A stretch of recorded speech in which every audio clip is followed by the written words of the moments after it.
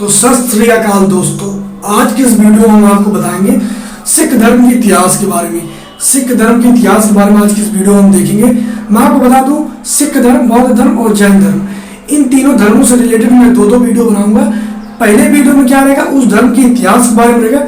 दूसरा वीडियो जो उसका आएगा, उस धर्म से रिलेटेड बहुविकल्पीय क्वेश्चन, यानी कि जो इंपॉर्टेंट बहुविकल्पीय क्वेश्चन है, जो मतलब एग्जाम में प्रीवियस ईयर में पूछे गए हैं, उन सभी क्वेश्चनों पर आएंगे। जैसे देख लीजिए सिख धर्म, तो इस वीडियो में हम सिख धर्म के इतिहास के बारे में पूरा देखेंगे। और जो इसका अगला वीडियो आएगा, उसमें हम सिख धर्म से रिलेटेड जो महत्वपूर्ण बहुविकल्पीय प्रश्न पूछे गए हैं कॉम्पिटेटिव एग्जाम में, उन सभी को देखेंगे। तो चलिए देखिए, मैं आपको बता दूं, सिख धर्म में टोटल 10 गुरु हुए थे। प्रत्येक एक गुरु का इतिहास हम इस साइड देखेंगे और टोटल इस तरह गुरु है, ठीक है।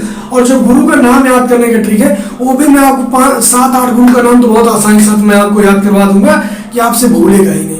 तो ठीक है, तो विदाउट टाइम वेस्ट किए हम अपने टॉपिक को स्टार्ट करते हैं, ठीक है। अब देखिए क्या है कि सिख धर्म में टोटल 10 गुरु हुए थे। पहले कौन थे? गुरु नानक थे। एक चीज आप जान लीजिए, जो गुरु नानक देव थे वही सिख धर्म के संस्थापक भी थे। इसके बाद उनके मतलब जो शिष्य थे अंगद देव, वो उनके मतलब दूसरे गुरु हुए सिख धर्म के। इसके बाद गुरु अमरदास हुए, रामदास हुए, अर्जुन देव हुए, हर गोविंद हुए। तीसरे 7वें गुरु जो हुए वो हर राय हुए, और 8वें गुरु जो हुए थे वो हर किशन, 9वें गुरु तेग बहादुर, और आखिरी गुरु जो थे वो गुरु गोविंद सिंह हुए, ठीक है। तो जो पहले गुरु हैं उनका हम इतिहास चलिए देख लेते हैं। पहले गुरु थे जो सिख धर्म के संस्थापक कहलाए, उनका नाम था क्या? गुरु नानक देव, ठीक। यही सिख धर्म के संस्थापक भी कहलाए। तो इनसे रिलेटेड ये देखिए कुछ इंपॉर्टेंट बातें मैं यहाँ लिख दिया हूँ। पहले देख लीजिए इनका जन्म क्या हुआ था। जो गुरु नानक देव जी थे उनका जन्म हुआ था तलवंडी ननकाना साहिब, ठीक है।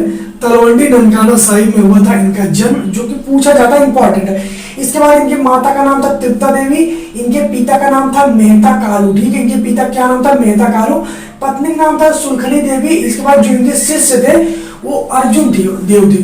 जो गुरु नानक देव थे उनके शिष्य जो थे, उनके शिष्य का नाम था अंगद देव, जो बाद में जाके सिख धर्म के दूसरे गुरु हुए, यानी दूसरे गुरु अंगद देव हुए, जो कि गुरु नानक देव जी के शिष्य भी थे, ठीक है। और इन्होंने शरीर कहाँ पे त्यागा था? तो करतारपुर, ठीक है। करतारपुर में इन्होंने शरीर त्यागा था। 2 साल पहले या 2.5 साल पहले आपने न्यूज में भी सुना होगा कि सरकार ने करतारपुर कॉरिडोर बनाया था। तो इसीलिए बनाया था, जो गुरु नानक देव का जो जन्म स्थान था और ये वाला जहाँ पे इन्होंने शरीर त्यागा था, उन दोनों को आपस में कनेक्ट करे, जोड़े, ठीक है। इन देख लीजिए, इनकी मृत्यु नहीं होती है, इसीलिए हमने यहाँ पे लिखा है शरीर कब त्यागा था?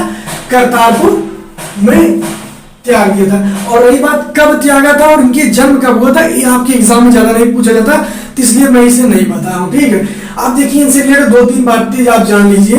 इनका क्या है, 21 मुगल, अगर अभी आपसे पूछ ले कि गुरु नानक देव जी किस मुगल सम्राट के समकालीन थे, तो वो जो थे बाबर के समकालीन थे, ठीक है।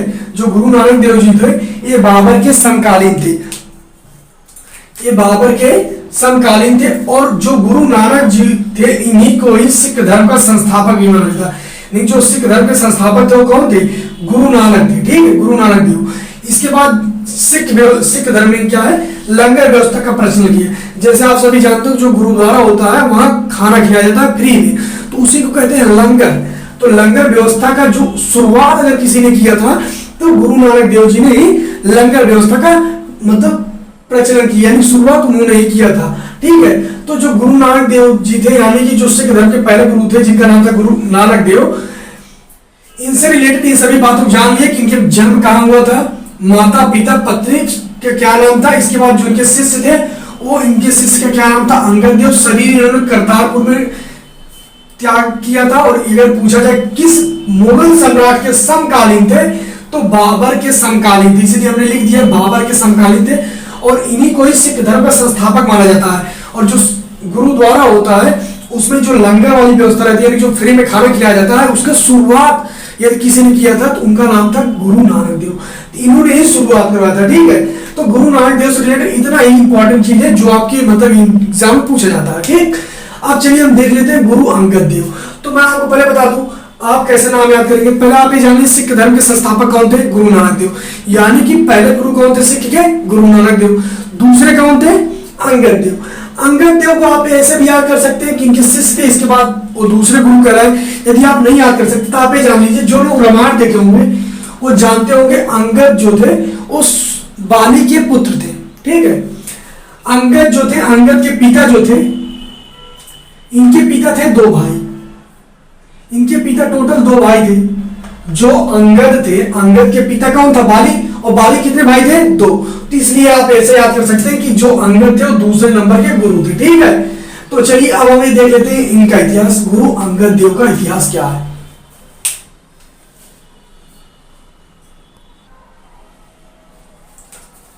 तो चलिए अब देख लेते हैं दूसरे गुरु, जो सिख धर्म के दूसरे गुरु थे उनका नाम था अंगद देव। देखिए इनका रियल नाम तो ये था, गुरु इनके बाद में, इनके नाम में बाद में लगा, ठीक है। बाकी इनका जो नाम था वो नानक देव था, लेकिन गुरु लग गया। इनका नाम था अंगद देव, लेकिन बाद में गुरु लग गया, गुरु अंगद देव कहा जाता है। तो अब चलिए हम देख लेते हैं, पहले गुरु नाम आपको याद हो गया है, गुरु नानक थे। कौन थे गुरु नानक? सिख धर्म के संस्थापक। जब वो सिख धर्म के संस्थापक थे तो इसका मतलब ये हो जाता है वो पहले गुरु वही रहे होंगे, ठीक। अब देखिए दूसरे गुरु का आप नाम कैसे याद करेंगे, तो हमने आपको बताया, जो लोग रामायण देखे होंगे उनको मालूम होगा कि अंगद के पिता का नाम था बाली और बाली थे दो भाई, इसलिए ये दूसरे गुरु हुए। इनसे रिलेटेड 4-5 चीजें हैं जो इंपॉर्टेंट है। पहला क्या, इनका प्रारंभिक नाम जो था ना वो लहना भाई था, ठीक है। इनका प्रारंभिक नाम था लहना, लेकिन इनको सब कहते थे लहना भाई, ठीक है। इनके प्रारंभिक नाम क्या हुआ? इनका प्रारंभिक नाम था लहना भाई, ठीक। दूसरा क्या है, जैसे मैं आपको बताया कि जो गुरु नानक देव थे वो बाबर के समकालीन थे, ठीक उसी प्रकार से जो गुरु अंगद देव थे वो हुमायूं के समकालीन थे, ठीक है। किस मुगल सम्राट के समकालीन थे? तो हुमायूं के समकालीन थे, ठीक है। इसके बाद क्या है, गुरुमुखी लिपि का आविष्कार किसने किया? जैसे कि हम सब जानते हैं, हम सब की देवनागरी लिपि है ना, ठीक उसी प्रकार जो सिख धर्म का जो आज लिखने को होता है उनकी लिपि है, उसका आविष्कार किसने किया था? गुरु अंगद देव ने, ठीक। गुरुमुखी लिपि का आविष्कार किसने किया था? तो गुरु अंगद देव ने, ठीक है। अब देखिए लंगर व्यवस्था को अस्थायी बनाया। जैसे कि हम सभी लोग जानते हैं जो गुरु नानक थे उन्होंने लंगर व्यवस्था का प्रारंभ किया था, लेकिन अस्थायी नहीं बनाया था।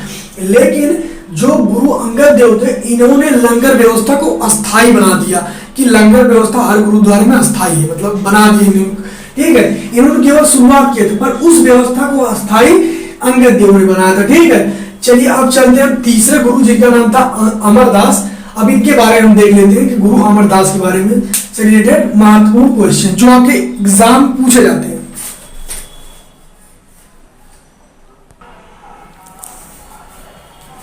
तो चलिए अब देख लेते हैं हम तीसरे गुरु यानी गुरु अमरदास से रिलेटेड इंपॉर्टेंट चीजें, ठीक है।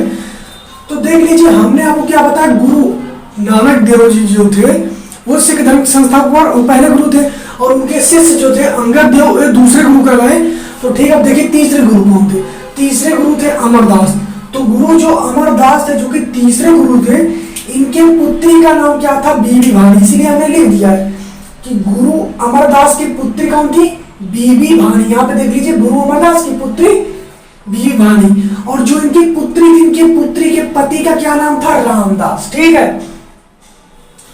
तो तीसरे गुरु कौन थे? गुरु अमरदास। गुरु अमरदास की पुत्री थी जिनका नाम था बीबी भानी, और बीबी भानी जो थी इनके पति का नाम था रामदास, ठीक है। तो यानी गुरु अमरदास के दामाद कौन है? रामदास, क्योंकि इनकी पुत्री के पति जो है वही इनके दामाद कहलाएंगे। तो समझिए गुरु अमरदास के दामाद कौन थे? रामदास, और उनकी पुत्री थी बीबी भानी, और बीबी भानी के पति का नाम था रामदास, ठीक है। अब देखिए जो अकबर थे, अकबर ने बीबी भानी को 500 बीघा जमीन दिया, ठीक है। तो कई बार आपसे पूछ लिया जाता है कि मतलब किस मुगल सम्राट ने बीबी भानी को 500 बीघा जमीन दिया? तो अकबर ने बीबी भानी को 500 बीघा जमीन दिया था। और जो एक गुरु थे जिनका नाम था अमरदास, इन्होंने पारिवारिक जीवन व्यतीत करते हुए सिख धर्म अपनाया था। जो गुरु अमरदास थे इन्होंने पारिवारिक जीवन यानी परिवार के जीवन में रहते हुए, पारिवारिक जीवन में रहते हुए सिख धर्म का अपनाया, और इन्होंने जो है समाज सुधार का कार्य किया, जैसे बाल प्रथा, पर्दा प्रथा जैसी कुप्रथाओं का विरोध किया। ये मतलब जो कुप्रथाएं थी जैसे बाल विवाह और कुप्रथा, इन सब जैसी चीजों का इन्होंने मतलब विरोध किया, और उसको अपने धर्म से खत्म नहीं किया था गुरु अमरदास ने। और ये पारिवारिक जीवन व्यतीत करते हुए सिख धर्म का अपनाए थे।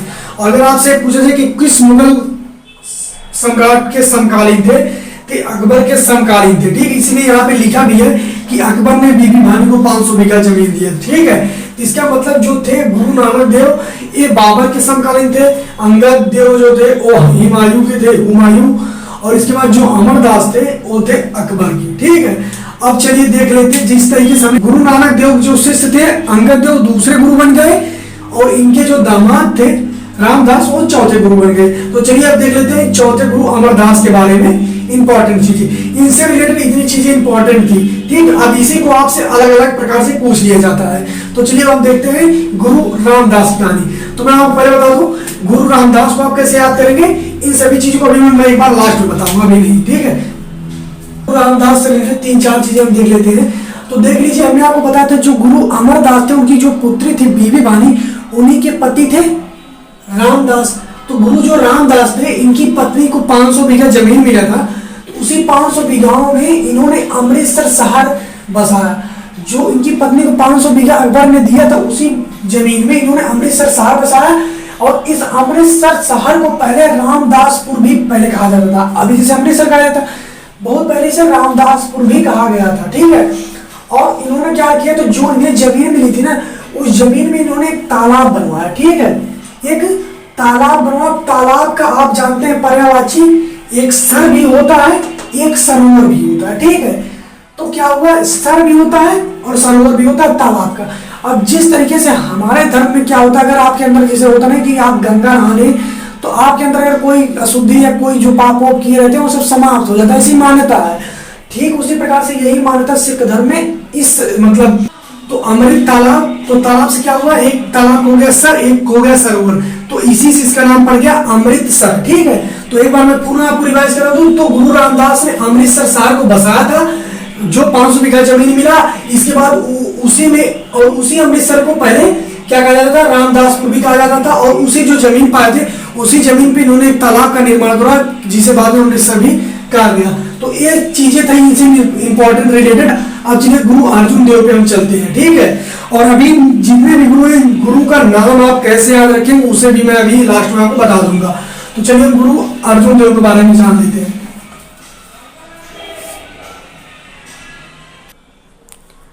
तो चलिए दोस्तों अब देख लेते हैं 5वें गुरु यानी कि गुरु अर्जुन देव के इतिहास के बारे में।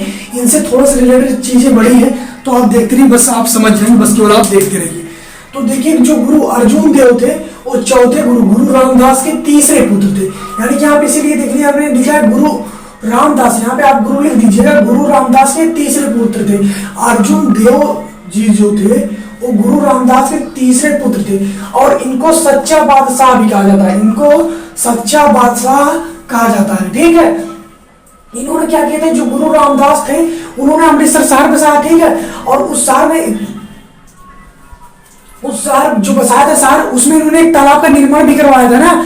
तो जो गुरु रामदास थे उन्होंने एक शहर बसाया, उस शहर में उन्होंने एक तालाब का निर्माण करवाया था। अब उसी तालाब के मध्य में जो गुरु अर्जुन देव थे, जो उनके पिताजी मतलब बनाए थे तालाब, उसी तालाब के मध्य में इन्होंने एक हरमंदिर साहिब मंदिर का निर्माण करवाया। ठीक है, उस समय उसको हरमंदिर साहिब के नाम से जाना जाता था, बाद में इसका नाम स्वर्ण मंदिर हो गया, जिसे आज हम गोल्डन टेम्पल भी कहते हैं। यानी कि जो गुरु रामदास थे उन्होंने क्या किया था, तालाब खुदवा था, और जो गुरु अर्जुन देव थे उस तालाब के मध्य में, जिसे मान लीजिए एक तालाब है, तालाब का निर्माण गुरु अर्जुन देव ने करा। अब इस तालाब के मध्य में हरमंदिर साहिब का निर्माण किसने करवाया था, गुरु अर्जुन देव ने। ठीक है, और फिर इस जो हरमंदिर साहिब था इसी पर राजा रणजीत सिंह जो थे उन्होंने सोने की परत लगवा दी। वो जो मंदिर था जिसका नाम था हरमंदिर साहिब, उस पे उन्होंने सोने की परत चढ़वा दी, और जब सोने की परत चढ़वा दी तब से उसका नाम पड़ गया स्वर्ण मंदिर, जिसे हम इंग्लिश में कहते हैं गोल्डन टेम्पल। तो इसका शुरुआत में नाम क्या था, हरमंदिर साहिब। ठीक है, बाद में इस पर सोने की परत किसने चढ़ाई, राजा रणजीत सिंह ने, जिससे इसका नाम गोल्डन टेम्पल या स्वर्ण मंदिर पड़ गया। तो आप सभी जान गए होंगे ना, तालाब का निर्माण गुरु रामदास ने करवाया, और उस तालाब के मध्य मंदिर यानी हरमंदिर साहिब का निर्माण गुरु अर्जुन देव ने करवाया। उस पर सोने की परत राजा रणजीत सिंह ने चढ़ाई, जिससे इसका नाम स्वर्ण मंदिर या गोल्डन टेम्पल हो गया। अब देखिए इन्होंने क्या किया था, गुरु अर्जुन देव ने 2 काम प्रमुख किए थे। पहला काम हरमंदिर साहिब का निर्माण करवाया, दूसरा क्या किया था, इन्होंने आदि ग्रंथ की रचना करवाई। अब आदि ग्रंथ क्या होता है, तो देखिए आदि ग्रंथ की रचना करवाई। आदि ग्रंथ वह ग्रंथ था ना जिसमें जितने सभी गुरु थे, उन सभी गुरुओं की, जो गुरु ने सभी गुरु बात कहे थे, उन सभी की बातों को उसमें लिखा गया। क्योंकि आप जब बौद्ध धर्म पढ़ेंगे तो बौद्ध धर्म आगे चल के, बौद्ध नहीं जैन धर्म आगे चल के दो भागों में टूट गया। क्यों? क्योंकि उसमें लोगों का मतभेद हो गया। कई लोग कहते थे कि इन्होंने शादी की, कई लोग कहते इन्होंने शादी नहीं की। तो इसीलिए गुरु अर्जुन देव ने क्या किया था कि आगे चल के विचारधारा या मतभेद अलग न हो, इसीलिए इन जितने भी गुरु हैं उन सभी गुरुओं की बातों को जो उन्होंने कहा है एक ग्रंथ में लिखवा दिया जाए, और जिस ग्रंथ का नाम हुआ आदि ग्रंथ, बाद में जिसे गुरु ग्रंथ साहिब कहा गया। ठीक है, जैसे हरमंदिर साहिब था ना, इस मंदिर का निर्माण नाम क्या था, हरमंदिर साहिब। जब उसमें स्वर्ण की परत चढ़ाई गई तब से उसका नाम पड़ गया स्वर्ण मंदिर या गोल्डन टेम्पल। ठीक उसी प्रकार से जो उन्होंने ग्रंथ का निर्माण करा था उसका नाम था आदि ग्रंथ, बाद में चल के उसका नाम पड़ गया गुरु ग्रंथ साहिब, जो कि सिख धर्म के सबसे पवित्र ग्रंथ है, जिसका नाम पहले क्या था आदि ग्रंथ, आज क्या है गुरु ग्रंथ साहिब। ठीक है, फिर गुरु अर्जुन देव जी थे जो, उनको जहांगीर ने 1606 ईस्वी में मृत्यु दंड की सजा दे दी। क्यों दिया था, क्यों देखिए, तो पहले एक बार रुक जाइए। तो 1606 ईस्वी में जहांगीर ने मृत्यु दंड दिया, किसे दिया, और गुरु अर्जुन देव को, जो कि पांचवें गुरु थे। अभी आप समझिए क्यों दिया था, तो आप समझते हैं कि अकबर जो था, अकबर के पुत्र का क्या नाम था जहांगीर, और जहांगीर के पुत्र का नाम था खुसरो। जब अकबर वृद्ध हो गया और जब मर गया तो जहांगीर लगभग ना रिटायर वाली एज में चला था, यानी कि उसकी एज ज्यादा हो गई थी। तो जहांगीर के जो पुत्र थे जिसके एक का नाम था खुसरो, तो उसने सोचा कि अभी मतलब बूढ़ा हो गया, वृद्ध हो गया है, बूढ़ा हो गया, तो अब तो हम सबको मतलब गद्दी देना चाहिए इसे। लेकिन जहांगीर ने क्या किया, वो अपनी खुद गद्दी बैठ गया, अपने बेटों को गद्दी नहीं दिया। इसीलिए खुसरो जो था उसने विद्रोह कर दिया, किसके खिलाफ, जहांगीर के खिलाफ। और जब विद्रोह किया तो वह गुरु अर्जुन देव के पास चला गया आशीर्वाद लेने। ठीक है, तो जो खुसरो था जो कि जहांगीर का पुत्र था, वह आशीर्वाद लेने किसके पास चला गया, गुरु अर्जुन देव के पास, और गुरु अर्जुन देव ने उसे आशीर्वाद दिया। और फिर जहांगीर ने क्या सोचा, जहांगीर ने सोचा कि हमारा बेटा जो हमारे खिलाफ मतलब बगावत किया, विद्रोह किया, उसको अर्जुन देव ने शरण दे दी, जिससे वह इनके मतलब नाराज हो गया, और फिर फाइनली इन्हें मृत्यु दंड की सजा दे दी। ठीक है, इसके बाद क्या है, जो गुरु अर्जुन देव थे जो कि पांचवें गुरु थे, इनके एक पुत्र थे गुरु हरगोविंद, एक जो है छठवें गुरु बने, छठवें गुरु। और आप ये जान लीजिए जो चौथे गुरु थे, यही से जो गुरु परंपरा थी ना वो पुत्रवत चलने लगी, यानी कि उनके पुत्र, फिर उनके पुत्र, उनके पुत्र, इस तरीके से। तो गुरु रामदास जो थे, गुरु अमरदास के दामाद रामदास थे, रामदास के पुत्र अर्जुन देव थे, और अर्जुन देव के पुत्र थे गुरु हरगोविंद। ठीक है, अब चलिए देखते हैं गुरु हरगोविंद के बारे में। लेकिन गुरु हरगोविंद के बारे में देखने से पहले मैं आपको एक बार गुरु अर्जुन देव के बारे में एक बार अच्छे से बताना चाहता हूँ, जहां आप कंफ्यूज हो सकते हैं उसी चीज को मैं एक बार फिर से आपको बताना चाह रहा हूं। ठीक है, तो देखिए गुरु अर्जुन देव थे, इनका दो काम प्रमुख था, एक हरमंदिर साहिब,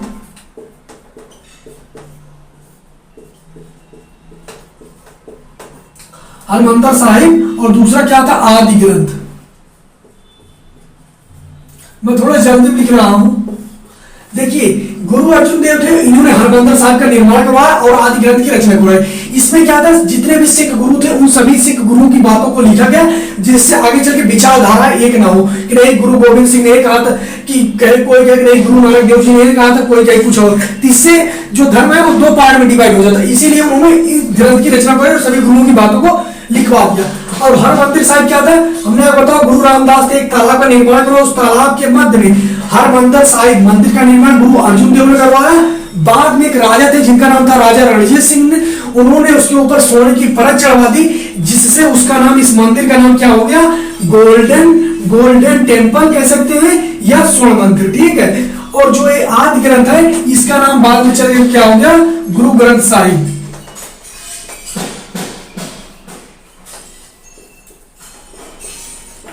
ठीक है, गुरु ग्रंथ साहिब, ये चीजें इंपॉर्टेंट है। और 1606 ईस्वी में जहांगीर ने इनको मृत्यु दंड की सजा दी, क्यों दिया था वो भी हमने बता दिया। और जो गुरु अर्जुन देव थे, इनके पुत्र का क्या नाम था, हरगोविंद, जो कि छठवें गुरु बने। अब चलिए हम उनके बारे में देख लेते हैं, उनके बारे में सब। तो चलिए दोस्तों अब देख लेते हैं छठवें गुरु जिनका नाम था गुरु हरगोबिंद सिंह। गुरु हरगोबिंद सिंह नहीं था, गुरु हरगोबिंद, उनके बारे में देख लेते हैं। तो जो गुरु हरगोबिंद थे वो गुरु अर्जुन देव के पुत्र थे। हमने आपको पहले बताया था गुरु अर्जुन देव के पुत्र थे गुरु हरगोबिंद। तो गुरु हरगोबिंद जो थे इन्होंने सिखों में सैन्य शिक्षा प्रारंभ किया, क्योंकि इनके पिता जो थे गुरु अर्जुन देव थे। तो इनके पिता की मृत्यु, मतलब इनके पिता को जो जहांगीर था उसने मृत्युदंड की सजा सुनाई थी। इसीलिए इन्होंने सोचा आगे ऐसा कोई मुगल शासक न कर पाए हमारे गुरुओं के साथ, इसीलिए सिखों में सैन्य शिक्षा बहुत जरूरी है। इसीलिए इन्होंने सैन्य शिक्षा का प्रारंभ किया। इन्होंने अकाल तख्त का निर्माण करवाया। अब आप पूछेंगे अकाल तख्त क्या होता है? अकाल तख्त मतलब होता है ईश्वर का सिंहासन, उसी को अकाल तख्त कहा जाता है, यानी कि ईश्वर का सिंहासन। आप लिख भी लीजिएगा। और नगाड़ा बजाना शुरू अगर किसी ने करवाया था तो गुरु हरगोबिंद ने करवाया था, ठीक है। और अमृतसर जो शहर था, जिसे अमृतसर शहर की किलेबंदी की या करवाई, ठीक है। इसके बाद क्या है, जहांगीर और शाहजहां के खिलाफ युद्ध छिड़ा, क्योंकि जो जहांगीर थे वो गुरु हरगोबिंद के जो पिता थे यानी कि गुरु अर्जुन देव, उनको मृत्युदंड दिया। और उन्होंने तभी से गुरु हरगोबिंद ने सोच लिया कि आगे ऐसा कुछ न हो, इसीलिए सैन्य शिक्षा आरंभ करना बहुत जरूरी था। और जब इन्होंने आरंभ किया उसके कुछ वर्षों बाद ही इन्होंने जहांगीर और शाहजहां के खिलाफ युद्ध भी छेड़ दिया। इसके बाद देखिए 7वें गुरु थे गुरु हर राय या हरिराय कृष्णा। इनका नाम क्या है? गुरु, ठीक है। कहीं कहीं हर राय आपको मिल जाएगा, कहीं कहीं हरि राय आपको मिल जाएगा, कहीं कहीं यही दो नाम ज्यादा मिलते हैं, लेकिन कहीं कहीं आपको कृष्ण राय भी मिल सकता है। तो चलिए अब 7वें गुरु देख लेते हैं इतिहास। और एक चीज मैं आपको बता दूं, जैसे देखिए हमने आपको क्या बताया कि पहले गुरु जो थे लेकिन ये इनकी पुत्र नहीं थी, मतलब इनसे कोई रिलेशन नहीं था। जैसे अंगद देव और अमरदास में कोई रिलेशन नहीं है, ठीक उसी प्रकार से गुरु हरगोबिंद और गुरु हर राय में कोई रिलेशन नहीं था, पुत्रवत या दामाद, इस तरीके से कोई इनका रिलेशन नहीं था। अब गुरु हरगोबिंद जो थे इनके पुत्र का नाम था गुरु तेज बहादुर। गुरु तेज बहादुर, और गुरु तेज बहादुर के पुत्र का नाम था गुरु गोविंद सिंह।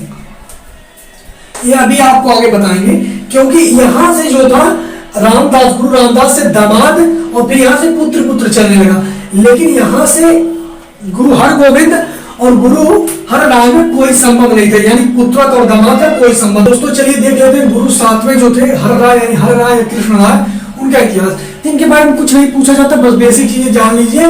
इनसे जो है जो शाहजहां का बड़ा पुत्र था जिसका नाम था दारा सिको, वह इनसे आशीर्वाद लेने आया था, ठीक है। और जो गुरु हर राय थे यानी जो 7वें गुरु थे, इनके 2 पुत्र थे, ठीक है। एक का नाम था राम राय और एक का नाम था हरिकृष्ण। तो इनके जो ये वाले पुत्र थे राम राय, तो इनसे गुरु हर राय जो थे वो राम राय से पुत्र से नाराज थे, इसीलिए उन्होंने इनको गद्दी ना देके इनको दिए। क्योंकि हमने आपको बताया जो गुरु का पद था वो एक प्रकार से हर गुरु अपने पुत्र को देते जाते थे, लेकिन राम राय से नाराज थे, इसीलिए उन्होंने राम राय को ना देके गुरु हरकिशन को दे दिया। तो इसीलिए जो 8वें गुरु थे वो कौन थे? गुरु हरकिशन, ठीक है। और देखिए मैं गुरु हरकिशन के बारे में अलग से नहीं बताऊंगा, इसी में आप बस समझ लीजिए। जो गुरु हरकिशन थे ये 8वें गुरु थे, ये गुरु 8वें थे। और इनके बारे में केवल 2-3 चीज याद कर लीजिए बस। इनको जो है ना 6 साल की उम्र में, इनको 6 साल की उम्र में मतलब गुरुमुख का पद मिल गया। अगर आप पूछे सबसे कम उम्र में किसको गुरुमुख का पद मिला तो हरकिशन को। और इनकी मृत्यु किससे हुई थी? जो हरकिशन थे गुरु हरकिशन जो थे उनकी मृत्यु हुई थी चेचक नामक बीमारी से, ठीक है। गुरु हरकिशन जो थे, जो कि 8वें गुरु थे, उनकी मृत्यु चेचक बीमारी से हुई थी और इनको गुरुमुख का पद 6 साल की उम्र में मिल गया। तो आप इनका भी जान लिए ना, इनसे रिलेटेड दोनों से बहुत कम चीजें थी, लेकिन जो गुरु 8वें थे इनसे 2 चीजें पूछी जाती है।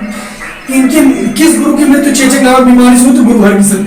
सबसे कम उम्र गुरु का पद किसको मिला? तो गुरु हरकिशन को, मात्र 6 साल की उम्र में, ठीक है। अब देखिए जो 9वें गुरु थे गुरु तेग बहादुर, के बाद ये गुरु हुए, इनके बाद हरकिशन हो गए। तो गुरु हरकिशन के बारे में हमने आपको बता दिया कि 6 साल में राजपाट मतलब गद्दी बैठे और कुछ ही वर्षों बाद इनकी मृत्यु हो गई चेचक बीमारी से। तो जब इनका मृत्यु आप सोचिए बहुत कम उम्र में हुआ, तो इनके कोई पुत्र तो हो नहीं पाए थे। जब इनके कोई पुत्र नहीं हो पाए थे तो हुआ क्या कि अब ये गद्दी किसे दी जाए? तो इनके पुत्र थे हरकिशन, अब हरकिशन के कोई पुत्र ही नहीं बचे, तो इसीलिए थोड़ा सा पीछे आ गया। तो तो जब आ गया पीछे तो गुरु हरगोविंद के जो पुत्र थे जिनका नाम था तेज बहादुर, उन्हीं को 9वां गुरु बना दिया गया। तो आप लोग समझ गए होंगे, मैं इसमें ज्यादा टाइम वेस्ट नहीं करूंगा, बाकी आप चीज उतना अच्छे संभाली हो समझ गए। तो चलिए अब देखते हैं गुरु तेज बहादुर का इतिहास।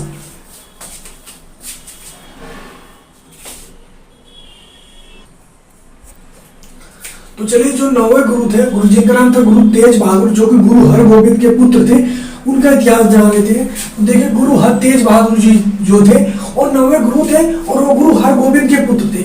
इनकी हत्या जो है औरंगजेब ने करवा दी थी। किस कारण से करवाई थी? इस्लाम धर्म न अपनाने का। अगर आपसे पूछा जाए कि गुरु तेज बहादुर की हत्या औरंगजेब ने क्यों करवाई थी, तो इस्लाम धर्म न अपनाने के कारण उनकी हत्या करवा दी थी। स्थान क्या था? तो दिल्ली शीशगंज दिल्ली शीशगंज, यहाँ पे उनकी हत्या करवाई गई थी। और इसी स्थान पे एक गुरुद्वारा भी है, दिल्ली शीशगंज। अगर आप जाएंगे तो वहां एक गुरुद्वारा मिलेगा, वहीं पे उनकी हत्या करवाई गई है। ठीक है, करवाई गई थी औरंगजेब के द्वारा। तो ठीक है, अब मैं आपको कहूंगा कि आप इस वीडियो को देखने के बाद 2 चीज जरूर देख लीजिएगा कि गुरु तेज बहादुर का बलिदान एक कहानी की तरह आपको रहेगा। बहुत हम इसी वीडियो बना देते बताते, लेकिन वीडियो बहुत बड़ा हो गया इसलिए हम इसमें नहीं बताएंगे। तो आप जरूर देख लीजिएगा गुरु तेज बहादुर का बलिदान। और 5 प्यारे कौन थे? गुरु गोविंद सिंह के 5 प्यारे और गुरु तेज बहादुर का बलिदान। तो चलिए गुरु गोविंद सिंह पे चलते हैं। तो 9वें गुरु का इतिहास हो गया ना, अब चलिए 10वें गुरु। तो 10वें गुरु जो थे गुरु तेज बहादुर के पुत्र थे।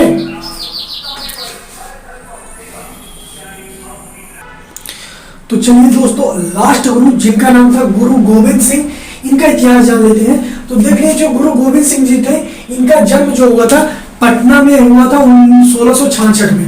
हम ये 166 लिखे हैं, लेकिन इधर रहेगा 1666। ठीक है, तो गुरु गोविंद सिंह जो थे लास्ट गुरु थे, लास्ट गुरु तो ठीक है। इसके बाद क्या है, इनका जन्म हुआ था 1666 में। स्थान क्या था? पटना में हुआ था, यानी बिहार में। ठीक है, इन्होंने क्या था, खालसा पंथ की स्थापना की। खालसा पंथ की स्थापना की थी और किस दिन की थी? तो सन 1666 में की थी। ठीक है, और दिन कौन सा था? बैसाखी के दिन इन्होंने की थी।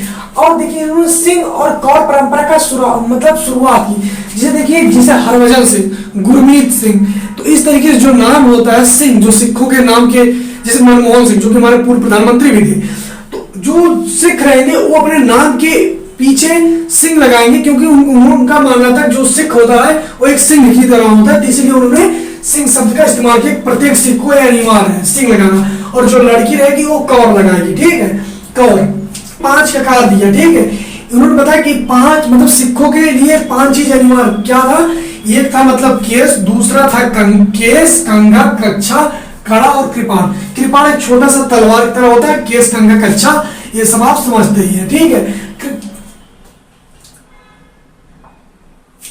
अब देखिए क्या है, आदि ग्रंथ। इन्होंने जो आदि ग्रंथ था, ठीक है, जिसकी रचना शायद गुरु अर्जुन देव ने करवाई थी, उसको इन्होंने एक बार पूरा संकलन करवाया। और इनकी हत्या जो है नांदेड़ में गोदावरी तट पर एक पठान के द्वारा हत्या कर दी गई थी। कब? 1708 ईस्वी में नांदेड़ यानी गोदावरी तट पर एक पठान के द्वारा इनकी हत्या कर दी गई थी। ठीक है, और देख लीजिए इनका मतलब पूरा इतिहास यहीं पे है।